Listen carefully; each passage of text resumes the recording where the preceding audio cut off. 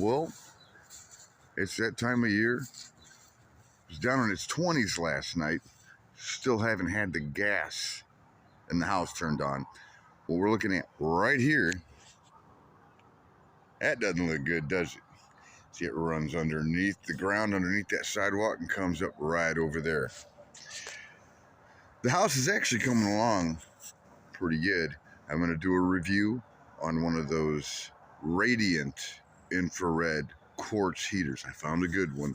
I'm just going to give it another day or two to try it out. But in the meantime, I called the city.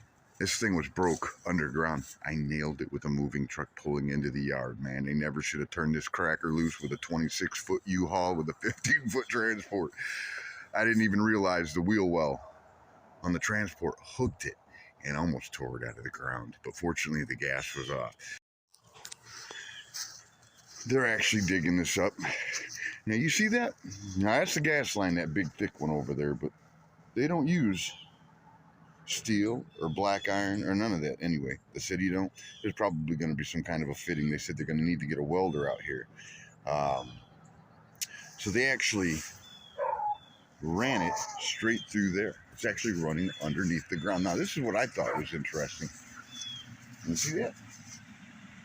Now, they're going to end up putting the meter up at the house. Now, coming from the city, I've only ever seen the meters at the house. But, oh, looks like they're here. But yeah, from the meter to the house is actually the owner's responsibility. So I went and I bought some black iron, 1/2 inch, then converted it to 3/4, then 1 inch, which is what they call for. Very interesting process. Hey, dog, I'm gonna get you in the house. Come on, girl, let's go. There's the new meter. This sucker has been sitting here for over 5 years while the house was abandoned, and when I hit that thermostat, this mother fired right up. The house heats beautifully. It's crazy. We really lucked out on that. But what was interesting with how they ran that gas line was they had that hole dug there where you saw that yellow line sticking through, and they had this thing with 4 wheels. They had like a shark fin. They connected the yellow plastic. It wasn't PEX, I asked.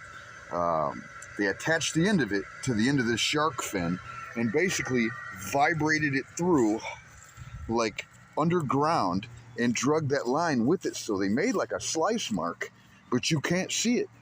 And then when they got to the end where they had the street dug up here, they pulled it out. They got that welder in, they attached everything and filled everything back in.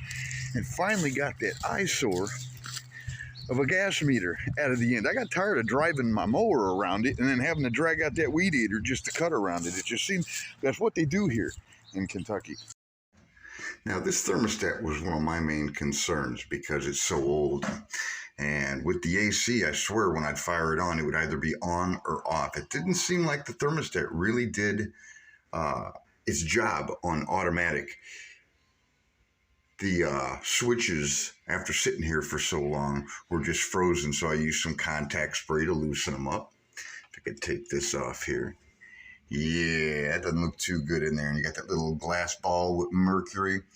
I thought I was going to have to replace that thermostat, but it's important to understand when you're looking for thermostats, especially for a heat pump, that most thermostats will not work with a heat pump. They have to say heat pump specifically, but there's 2 kinds. You have one that's just a straight heat pump, and then you have one that's heat pump with electric backup, which fortunately is not what I have. So that's a $20 solution. I thought it wasn't going to function, but it works beautifully with the heat on. It'll cycle, shut off when it comes to temperature. Then the blower goes for a little while. Then it comes on, heats up, goes to temperature, cycles down. Fantastic. But the thing of it is, going back to what I was saying about the street to the gas meter is on the city, but from the meter to the house is on the owner. I would have had to dug all this out. This is over 25 feet, and that black iron just skyrocketed, so it's really expensive just to reconnect it, and I wasn't about to tear up my sidewalk, man. The only other alternative was to dig underneath the sidewalk. No thanks. So once I got that going, that was just a straight shot through the house to where it come through out back. Now, people down here, when something is on them to put in, there's no guarantee that they got that right. So that's where I disconnected it. And that was all me. Now I know if there's a leak, it's going to be out here, but I know it's not going to leak because I did it the right way. I didn't want to have them or have to connect all that line to find out that they maybe modified something underneath the house that I ended up with a gas leak somewhere in a tight spot that I just couldn't get to. But I'm telling you guys, for those of you that are looking into doing these fixer-uppers, this is the way to go. Now, the downside, because we paid around 50 grand for the place just because everything was just, the plumbing, the electrical, the septic, everything was either damaged or needed replacing. CPVC is very easy to work with. Usually when a house sits empty like this, meth heads will pick it clean. All right, so you see a house around 50,000, odds are it's not going to have a furnace. That's why I jumped on this place without getting a survey, because man, these guys down here, they're so backed up. Surveys is not a requirement in Kentucky, so most of this property isn't surveyed, and they're backed up 3 to 6 months, maybe longer. Then they tell you, depending on who you can get, because they know each other, and they know that they can screw you if you need them bad enough. 3 to 9 grand. So I let this guy pay for his survey. He said, well, how come I'm the only one spending money? I said, well, because that's the only part of the property line that seems to be in dispute. So once you get your survey, that's going to clear that up. I don't care about how far up in the trees. I mean, I know my property line's on the other side. I don't have a problem with that neighbor. He's actually a good dude. His wife passed a few weeks ago. She was dying of cancer, and he was taking her to a doctor's appointment. She dropped dead in the driveway up there. He's a good man. I told him, I said, hey man, I know it's going to be a tough transition. You're welcome down anytime. My door is always open. All right. Yeah, he's a good guy. There are good people here. There really are. But anyway, getting back to that whole thing with that heat pump, man, I don't know anything about them, but all I know is this one works beautifully. It was kind of a pain to reconnect a lot of that flexible ductwork that you buy in 25-foot runs minimum, about 85 to 100 bucks. I didn't want to spend money that I didn't have to, right? I thought some of the rooms might have been damaged, but they apparently were disconnected, probably by animals during the colder months, you know, seeking shelter underneath the house after they just let that crawl space access door rot off and then never replaced it. Well, I took care of that. And the beauty of having a brick foundation is that the houses hold their heat better than they do in a mobile home that just has that sheet metal underpinning. It's like you have a meat locker underneath your house and you just got to leave your furnace running nonstop. Natural gas is the way to go. 50 grand, man. Guys, you got to leave them cities. You got to get boots on the ground. You have to understand that these real estate agents are going to post pictures that are not entirely accurate to what you're going to see when you actually show up. They can be years older than what you actually see when you show up. That's why I pounced on this place. I go, I mean, it's a lot of house, but I mean, I can do this. It's just going to take some time to slowly comb it over.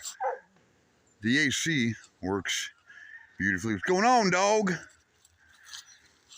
The AC works beautiful. It's ice cold. There's a trick I picked up. I use like a collapsible aluminum paint stick, and I take duct tape, reverse it, and wrap it tightly around the end. And I'm able to take the covers off of the vent and hook the end of the plastic ductwork that was pulled off and pick it up, and then it sticks good enough so I can drag it up and pull it out through the house. Otherwise, you start crawling up around where a lot of that old CPVC is, you know, it doesn't leak, but I mean, it may be brittle, and it can get brittle when you don't protect it from the elements like these people did. I didn't want to get up underneath there and end up damaging something and find out now I got to shut the water off in the yard again. Anyway, guys, you can do this, man. It's important to learn as much as you can about this stuff from YouTube before they end up restricting people's content to the point to where this information just starts to go away. I see a few people on YouTube. Some of these guys, YouTube is just hammering their content. They're doing nothing wrong. They're doing what they did to me. They're unsubscribing people. They're removing videos. It's just crazy. But you have to leave them cities. Keep an eye out for these frame houses, and if you don't have the money right away, like I didn't, find some mobile home somewhere that can easily be flipped. They're tricky to work on in the sense that they may look nice on the outside, but you go in and there may be no walls. There may be collapsed floors. That's why they don't show you inside pictures of most of them. So you got to get out here. You got to show up. You got to look at the houses before you bug these real estate agents, because sometimes they have to drive a few hours to get there themselves. And if it looks like something you may be interested in, don't click that contact agent tab in the app. You're going to end up contacting some third-party agent. And if it's a fixer-upper, there's not enough money on the table for them. You just split their commission, and now they're not going to pick up the phone or return your messages. All right, so anyway, just a little hopefully that I'm giving some of you. You can find houses like this. They're all over the place down here. You just got to stay vigilant. You got to get down here. You got to expect to do some driving, because some of these are a few hours apart.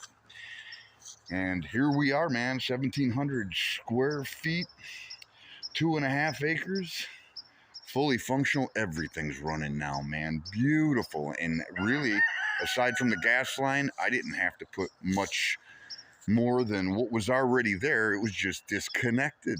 That's cool. Anyway, guys, keep your head on a swivel. Stay out of trouble, and we'll see you in the next video.